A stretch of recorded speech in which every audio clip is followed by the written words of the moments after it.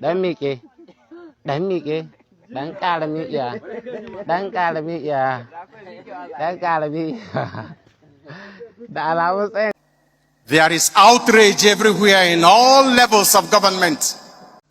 This selective outrage of the police, of the army, of the security agencies, when innocent citizens are massacred. In 2018, they were looking better than me that was coming from outside in the prison. As of today, I don't know their whereabouts. They may have been released because I remember meeting a certain Adamu in Kaduna prison who told me something. He said, look, I really don't want to talk about this Christian genocide, but keeping quiet. I really don't want to talk about this Christian genocide, but keeping quiet is not helping the Christian. I am a Christian, but in the northern part of Nigeria, the way Christian just the command, they only remove Christian is so appalling. It does not really make any sense. And a lot of pastors are not saying anything to it. Is it because they are afraid of all the pastors in Nigeria? Now only this bishop and Pastor Ezekiel that was able to speak. You people should watch this video. I will be right back. A number of things Christians have suffered in this country can be compared to the crucifixion of the Lord.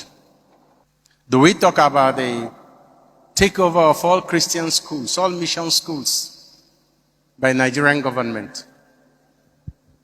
They took over those schools, destroyed them, turned our educational institutions into houses of formation of criminals and mediocres.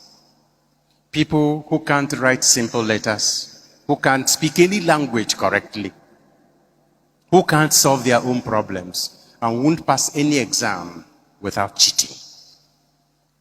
And that is like crucifying, because that is a house. The school is a house of formation of character.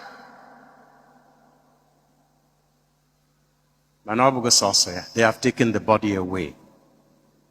They have removed all signs of his death. Since after the takeover of schools, who has the correct statistics of the number of churches that have been burnt down in this country? Who knows how many Christians have been killed in this country because they are Christians? Some right inside the church. Some will tell you these are criminals. They are not just targeting Christians. Take it easy. How many of those who perpetrate these crimes have been arrested and prosecuted? How many of them are in jail? How many of them have faced the death penalty? The Catholic Church is against the death penalty. I'm talking about Nigerian law.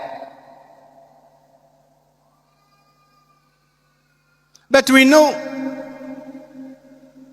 that if anything happens to some of those who perpetrate this crime, either in self-defense or in resistance, the government stands up. There is outrage everywhere in all levels of government.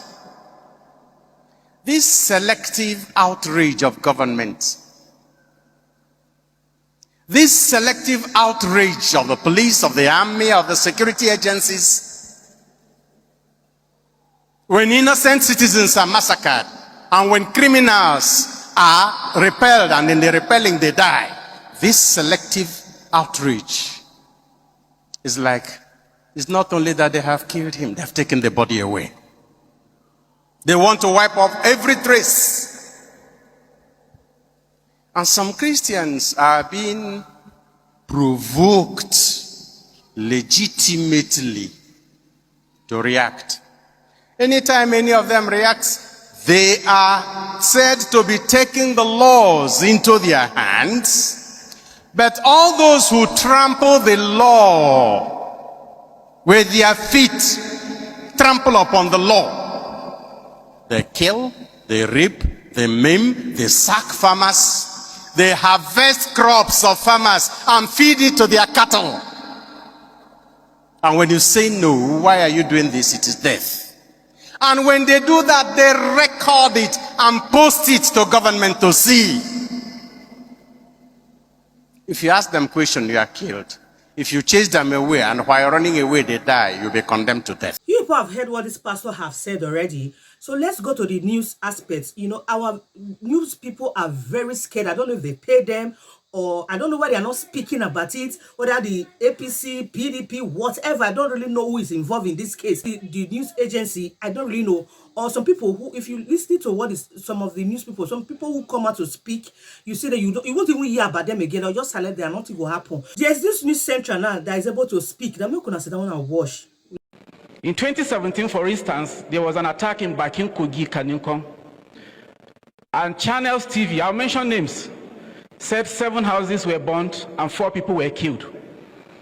I left Port Harcourt to southern Kaduna. I counted 150 houses, and I saw a mass grave containing 21 persons.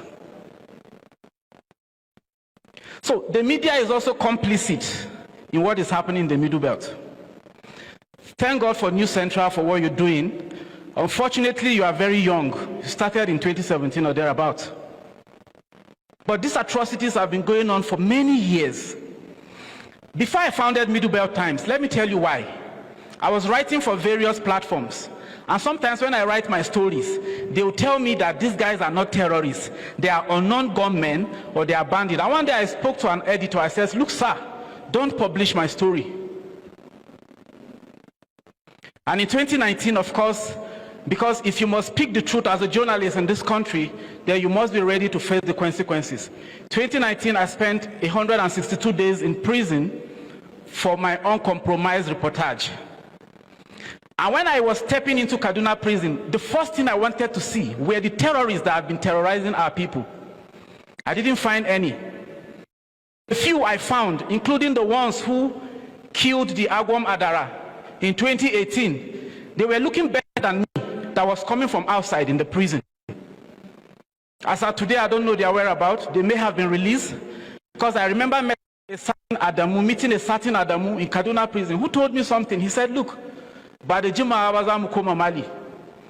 he was arrested for illegal possession of firearm.